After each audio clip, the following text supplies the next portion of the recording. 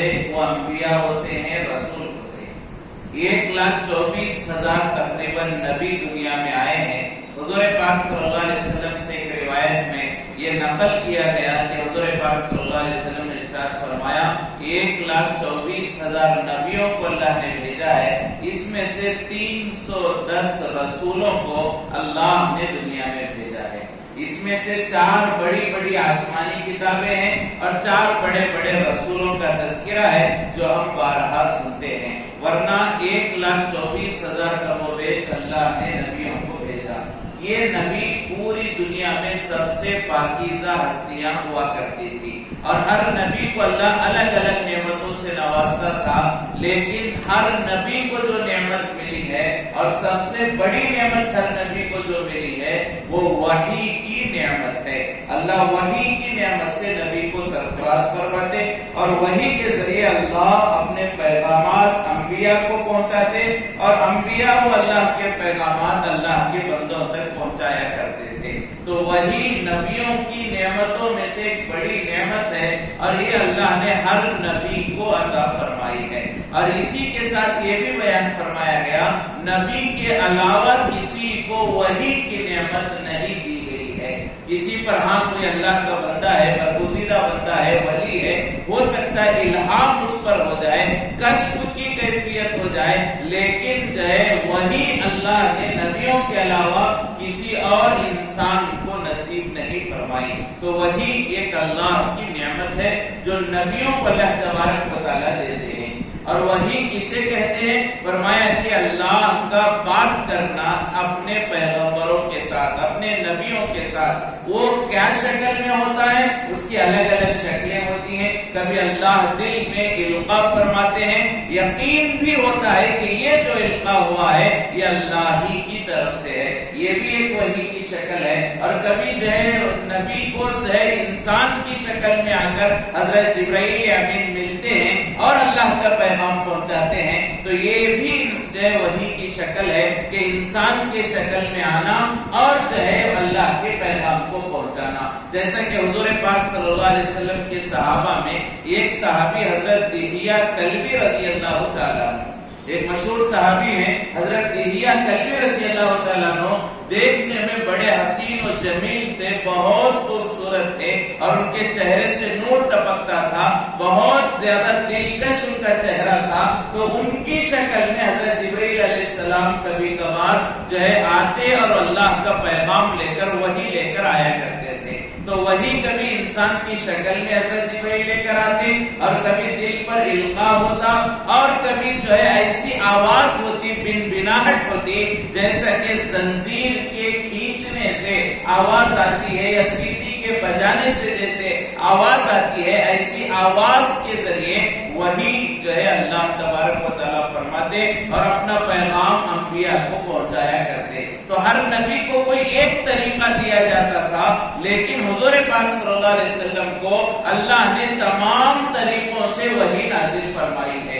یہ صفت حضور پاک صلی اللہ علیہ وسلم کی خصوصیت ہے کہ وحی کی جتنی شکلیں تھیں وہ تمام شکلیں اللہ نے حضور پاک صلی اللہ علیہ وسلم کو ان تمام شکلوں کے ذریعے وحی فرمائی ہے۔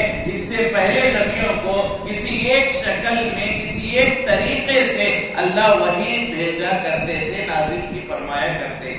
اسی میں سے ایک شکل یہ بھی ہے کہ بات کرنا، اللہ جو ہے وحی میں بات کے ذریعے وحی فرماتے تھے، اور یہ صفت حضرت جو ہے موسیٰ علیہ السلام کو ملی تھی، جسے ہم موسیٰ کلیم اللہ کہتے ہیں۔ اللہ سے موسیٰ علیہ السلام بات کیا کرتے تھے، یہ بھی وحی کی ایک شکل تھی۔ تو گویا کہ وحی کی الگ الگ شکلیں ہوتی ہیں، لیکن وحی ہر نبی کو اللہ نے نصیب فرمائی، اور وحی ہی دین کی بنیاد ہے۔ وحی نہ ہو تو دین کی بنیاد متاثر ہو جائے گی۔ جب وحی پر ہمیں یقین نہ ہو، شک ہو جائے، تو نبیوں کی باتوں پر کیسے یقین کیا جائے گا؟ اللہ کے پیغام پر کیسے یقین کیا جائے گا؟ آسمانی کتابوں پر کیسے یقین کیا جائے گا؟ تو گویا کہ دین کی بنیاد وہ وحی ہے، اس پر ایمان رکھنا ہر مسلمان کی ذمہ داری ہے۔ لہذا یہودیوں نے انکار کر دیا کہ موسیٰ علیہ السلام کے علاوہ کسی پر وحی نازل نہیں ہوئی، تو تو ان کا جو انکار تھا گویا کہ ہر نبی کا انکار ہے، اور ایمان کے لیے ضروری ہے ہر نبی کی نبوت کو ہم اقرار کریں۔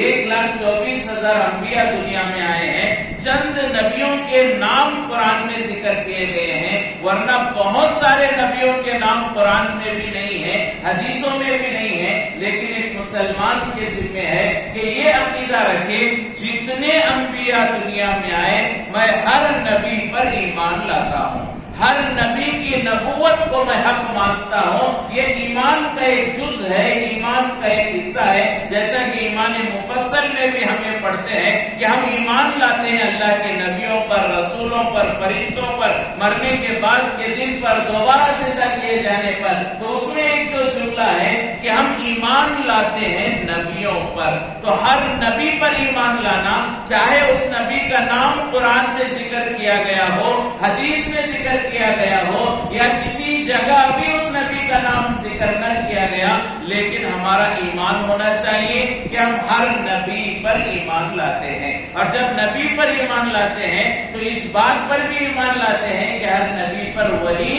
اللہ نے اتاری ہے۔ تو موسیٰ علیہ السلام کے علاوہ کسی پر وحی نہیں اتری، یہ یہودیوں نے جو کہا گویا کہ انہوں نے نبیوں کی نبوت کا انکار کیا ہے۔ تو اسی کے جواب میں اللہ تبارک و تعالیٰ ارشاد فرماتے ہیں اِنَّا أَوْحَيْنَا، حضور پاک صلی اللہ علیہ وسلم کو فرماتے ہیں اے میرے حبیب ہم نے وحی اتارا آپ کی طرف، ہم نے وحی بھیجا آپ کی طرف۔ اِنَّا، اللہ فرماتے ہیں بے شک ہم نے اوحینا وحی بھیجی الیکا آپ کی طرف۔ تو جو لوگ کہتے ہیں وحی نہیں آئی یہ غلط ہے، میں کہتا ہوں میں خدا رب العزت جس نے موسیٰ پر وحی نازل فرمائی، میں خود موسیٰ کا رب ہو کر میں یہ کہتا ہوں کہ میں نے تمہارے پاس وحی بھیجی ہے۔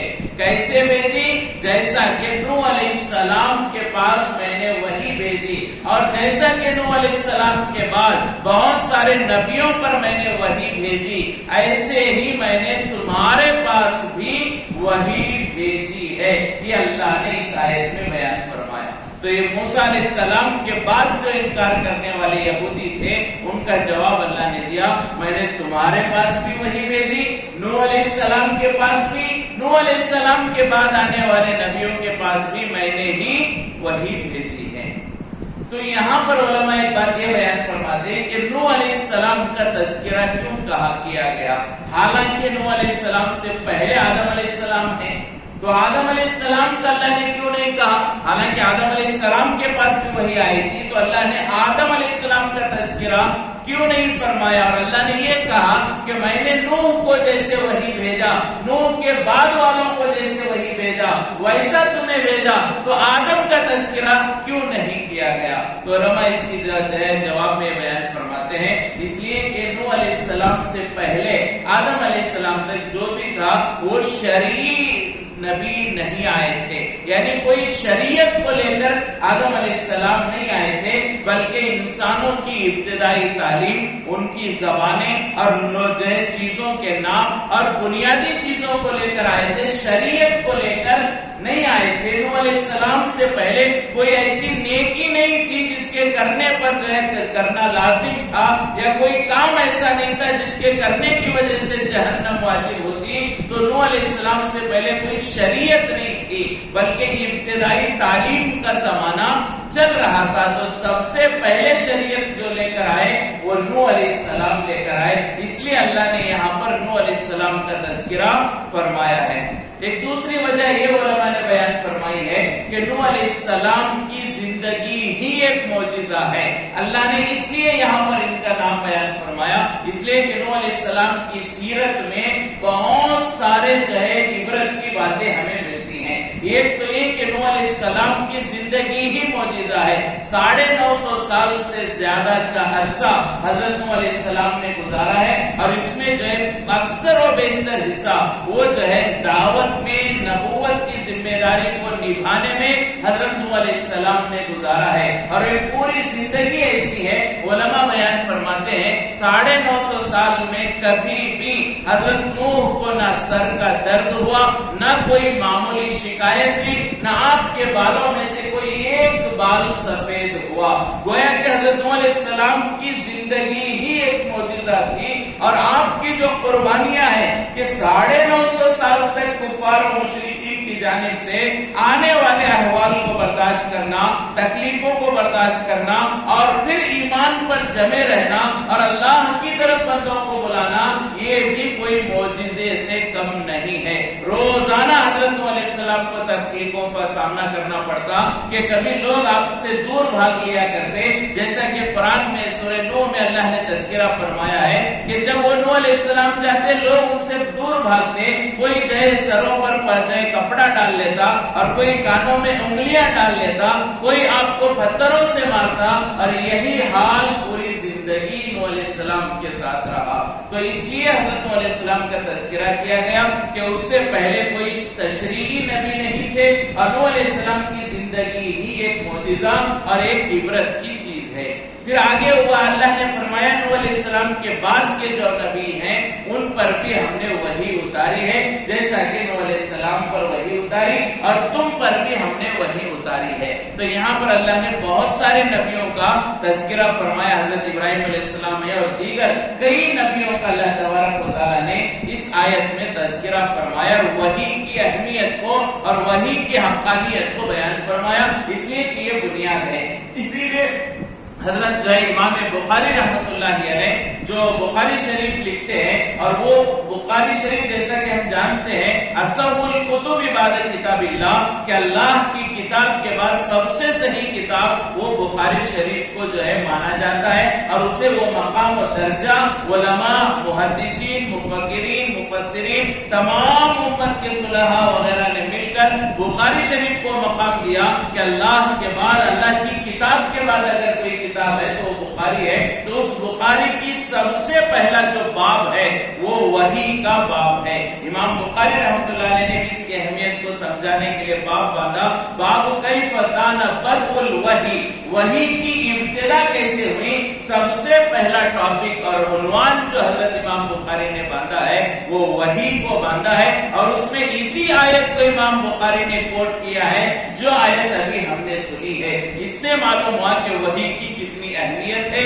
और इसका इनकार करना नबूवत का इनकार करने के मुतरादिफ और बराबर है। तो अल्लाह तबारक व तआला ने आगे नबियों का तज़किरा फरमाया, और नबियों का तज़किरा फरमाते हुए अल्लाह तबारक व तआला ने फरमाया कि नबियों की दो सिफतें होती हैं, एक नबी बशारत देने वाले होते हैं, और नबी की दूसरी सिफत आगाह करने वाले, डराने वाले होते हैं। बशीर और नजीर ये हर नबी की सिफत है। जितने भी नबी दुनिया में आए हैं हर नबी के दो काम थे, लोगों को जन्नत की बशारत दिया करते, नेक अमाल पर कामयाबी की खुशखबरी सुनाया करते, इसी तरह गुनाहों पर आने वाले अजाब और जहन्नम से आगाह किया करते थे। ये बशीर और नजीर हर नबी की सिफत है। बशीर कहते हैं खुशखबरी सुनाने वाला, नजीर कहते हैं डराने वाला। आमतौर पर उर्दू में डराने वाला इसका तर्जुमा किया जाता है, लेकिन हजरत मौलाना जो है अली मियां नदवी रहमतुल्लाहि अलैह इन्होंने इसका तर्जुमा ये किया है, नजीर कहते हैं आगे आने वाली मुसीबत से आगाह करने वाला। नजीर कहने डराने वाला करना उतना ज्यादा मुनासिब नहीं है, बल्कि ये तर्जुमा होना चाहिए आगाह करने वाला, आइंदा के नुकसान से बचाने वाला, इसे नजीर कहा जाता है। तो हर नबी आकर ये दो काम करते, खुशखबरियां भी सुनाते नेक अमाल पर और गुनाहों पर जो है आगाह भी करते, इससे अल्लाह का अजाब भुगतना पड़ेगा। तो ये हर नबी की सिफत होती। इसीलिए उलमा फरमाते जो भी नबियों का काम करते हैं, और खास तौर से उम्मत मोहम्मदिया सल्लल्लाहु अलैहि वसल्लम यानी हम और आप जितने भी दीन के काम और नबियों के काम करते हैं, इन तमाम शोबों में दोनों चीजों का होना जरूरी है। हम जो है नेकियों की तरफ ला दावत भी दें, खुशखबरियां भी सुनाएं, और गुनाहों से रोकने की फिक्र भी करनी चाहिए। अमर बिल मारूफ भी होना चाहिए, नहीं अनिल मुनकर भी होना चाहिए। दोनों शोबों का होना یہ ہر نبی کی صفت ہے. صرف خوشخبریاں ہی سناتے رہے تاکہ انسان جو ہے بدگمان ہو جائے اور تاکہ انسان غفلت میں پڑ جائے، یہ مناسب نہیں ہے. اور صرف اتنا نہیں انل منکر اور اتنا لوگوں کو عذابات بتایا گیا کہ جو ہے لوگ ڈرنے لگے، ایسا بھی نہیں ہونا چاہیے. اعمال پر خوشخبریاں بھی سنائے، گناہوں پر نقصان بھی سنائے. اسی لیے حضور پاک صلی اللہ علیہ وسلم کے بارے میں کہا گیا کہ حضور پاک صلی اللہ علیہ وسلم نے جو گناہوں پر جہنم کے عذاب کو بیان فرمایا کہ فلاں گناہ پر یہ عذاب، سود کے لینے دینے پر یہ عذاب ہوگا، شراب کے پینے پر یہ عذاب ہوگا، فلاں گناہ پر یہ عذاب ہوگا. یہ حضور ڈرا نہیں رہے ہیں، یہ آگاہ کر رہے ہیں. اور یہ بھی حکمت ہے، آدمی کو جب نقصان کی خبر ہوگی تو اس سے بچنے کی فکر کرے گا. تو جو دین کا کام کر رہے ہیں، نبیوں والی محنت کر رہے ہیں، انہیں دونوں پہلو پر عمل کرنے کی ضرورت ہے. تو اللہ تبارک و تعالیٰ نے اس کو بیان فرمایا. پھر اس کے بعد جو ہے اللہ تبارک و تعالیٰ نے اگلی سورہ مائدہ کی ابتدائی آیتوں میں بیان فرمایا، عہد کو، وعدے کو پورا کرو. جو بھی ہمارا عہد ہے، کسی کے ساتھ وعدہ ہے، پیمان ہے، اسے پورا کرنا چاہیے. اور یہ اتنا عام ہے کہ ہر حق اس میں شامل ہو گیا. اولاد کے ذمے ماں باپ کی خدمت اس میں آ گئی، اولاد کے ذمے شوہر کے ذمے بیوی کی حقوق کو ادا کرنا آ گیا. یہاں تک کہ ہم جو ملک میں رہتے ہیں، گورنمنٹ کے جو رولز ہیں اسے پورا کرنا بھی عہد کو پورا کرنے میں شامل ہو گیا. تو اللہ تبارک و تعالیٰ فرماتے ہیں کہ اے انسانوں، عہد کو پورا کرو، وعدے کو پورا کرو. پھر اس کے آگے اللہ تبارک و تعالیٰ تذکرہ فرماتے ہوئے یہ فرماتے ہیں نیکی کے کاموں میں مدد کرنی چاہیے، برائی کے کاموں میں مدد نہ کرو. تعاونوا علی البر والتقوی، نیکی کے کاموں میں مدد کرو. ولا تعاونوا علی الاثم والعدوان، گناہوں کے کاموں میں کسی کی مدد نہ کرو. آج ہمارے معاشرے میں اس بات پر بہت زیادہ غور کرنے کی ضرورت ہے.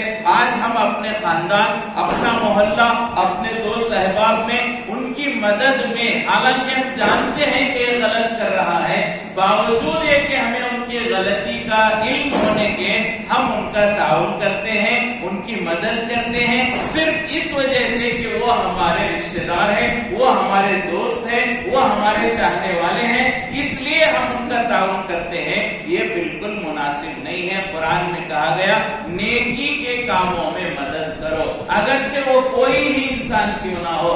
گناہوں کے کام میں مدد نہ کرو، اگرچہ وہ گناہ کا کام کرنے والا میرا باپ کیوں نہ ہو، میرا بھائی کیوں نہ ہو، میرا دوست کیوں نہ ہو. کسی بھی گناہ کے کام میں مدد نہیں کرنی چاہیے. تو آج کل دیکھنے میں آتا ہے گناہوں کے کام میں ہم دوستوں کو، رشتہ داروں کو جو ہے تعاون کرتے ہیں. بہت ساری مرتبہ دیکھتے ہیں کہ گھروں میں جو ہے خاص طور سے نکاح کے بعد مسائل پیدا ہوتے ہیں. مجھے معلوم ہے کہ ہماری بیٹی کی غلطی ہے، ہماری بہن کی غلطی ہے، وہ شوہر کی نافرمانی کر رہی ہے.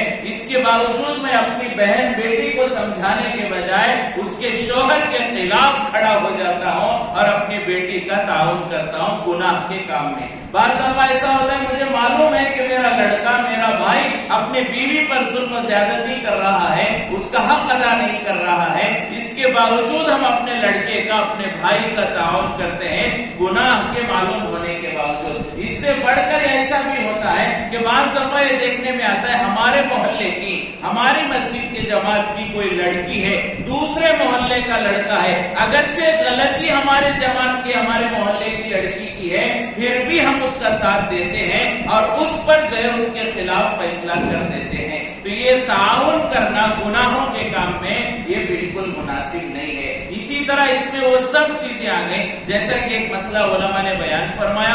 اگر کسی جو ہے پہاڑ وغیرہ پر جاترا لگتا ہے، کوئی غیر مذہب کا تہوار لگتا ہے اور وہاں شرکیہ کام ہوتے ہیں اور وہاں ہمارا جا کر کوئی کاروبار کرنا، چائے کی ہوٹل لگانا یا کسی اور چیز کا، ناریل وغیرہ کا دکان لگانا، یہ بھی غلط ہے. اس لیے کہ ان کی عبادتوں میں ہمارے اس کاروبار سے مدد پہنچتی ہے. تو گناہوں کے کام میں مدد کرنے میں یہ بھی شامل ہے کہ ایسی جگہ پر یا ایسی چیزیں ہم فروخت نہ کریں جس کی وجہ سے کفر و شرک کیا جاتا ہے، تاکہ جو ہے اس گناہ میں ہم شامل نہ ہو سکے۔ تو اللہ تبارک و تعالیٰ نے اس کو بیان فرمایا۔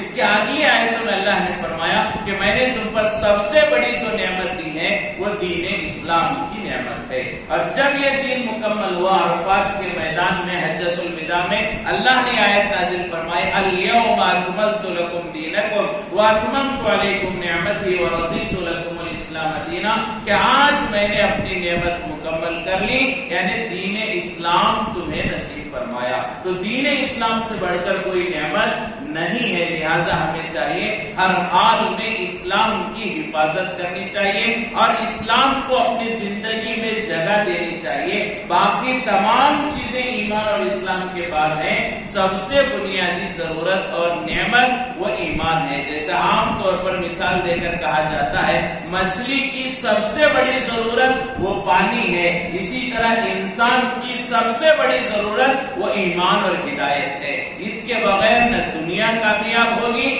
نہ آخرت میں انسان کامیاب ہوگا۔ تو اللہ تبارک و تعالیٰ کا کرم ہے، اللہ نے وہ کامیابی کا نسخہ، وہ نجات کا راستہ ایمان اور اسلام ہمیں نصیب فرمایا۔ ہمیں چاہیے کہ اس کی حفاظت کریں، موت تک جو ہے اس پر عمل کریں، تاکہ جب موت آئے تو اسلام پر ہماری موت آئے۔ اور یہ اصل نعمت ہے، اللہ نے اسلام دیا، مسلمان بنایا، اب ہماری ذمہ داری ہے مسلمان بن کر مرنے کی کوشش کریں۔ مسلمان ہونا کامیابی نہیں ہے، مسلمان مرنا کامیابی کا بات ہے۔ تو اسلام پر موت آئے اس کی ہمیں تیاری کرنے کی ضرورت ہے۔ اللہ تبارک و تعالیٰ سے دعا ہے کہ اللہ تبارک و تعالیٰ ہم تمام کو جو کچھ کہا گیا سنا گیا اس پر عمل کی توفیق نصیب فرمائے۔ ہر نبی پر، نبیوں کی نبوت پر ایمان لانے کی توفیق نصیب فرمائے۔ کسی نبی کی نبوت پر شک پیدا ہونے سے اللہ ہم سب کی حفاظت فرمائے۔ نبیوں کا ادب و احترام کرنے کی توفیق نصیب فرمائے۔ بالخصوص حضور پاک صلی اللہ علیہ وسلم کی شریعت اور آپ کے شریعت کے ہر ایک حکم پر عمل کے اللہ ہم سب کو توفیق نصیب فرمائے۔ ایمان کی اور اسلام کی قدردانی کے اللہ ہم سب کو توفیق نصیب فرمائے۔ نیکی کے کاموں میں مدد کرنے اور گناہ کے کاموں میں مدد کرنے سے بچنے کی اللہ ہم سب کو توفیق نصیب فرمائے۔ وآخر دعوانا